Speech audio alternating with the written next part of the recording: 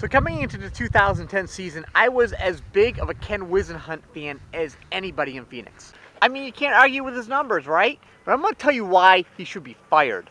A great coach will make a good quarterback look very good, and a great quarterback will make an average coach look very good. Look at Bill Belichick. He's become a great coach. Now, I hate the Patriots. I'm a huge Jets fan, and I hate the Patriots. But you can't argue with his results. And yeah, he has Tom Brady, but look what he did with Matt Castle. Why did he have so much success with Matt Castle for a year? Because he understood the limitations of his player and his team. He came up with a game plan to put them in the best situation to win. And Ken Whisenhunt this year lost Kurt Warner.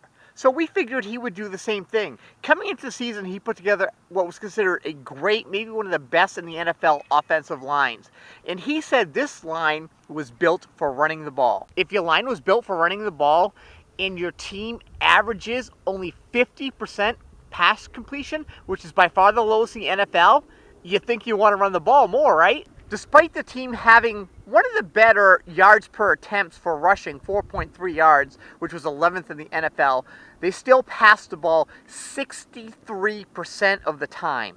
When your team only completes 50% of its passes, you run the ball more, you don't pass it more, and that's what they've done. This team was built for running, yet they kept passing the ball. They had the fewest rushing attempts for a team in the league. It is the coach's job to realize your limitations and make adjustments. When you can't pass the ball, you run the ball. When your offensive line is built for running the ball, you run the ball. Ken Whisenhunt insisted on passing the ball. You can say, well, that's all because they're always behind in games. Well, first of all, that is definitely not the case. And second of all, maybe they wouldn't have been so far behind in so many games if they converted a third down or two. And maybe they would have had a better chance of that if they kept running the ball, which they averaged 4.3 yards per attempt. This team was built for running the ball. That's what they should have done. They wouldn't have been so far behind in so many games. Ken Whisenhunt could not realize adjustments needed to be made and make those adjustments. He thought he still had Kurt Warner back there and kept passing the ball. That is why he needs to be replaced. This is not a guy who can make the adjustments needed to win. And the other thing is, he went after Derek Anderson when he needed a quarterback. Everyone in the NFL knew that Derek Anderson was not the answer. That's why he was cut by the Browns. He couldn't perform there. He wasn't going to perform anywhere else.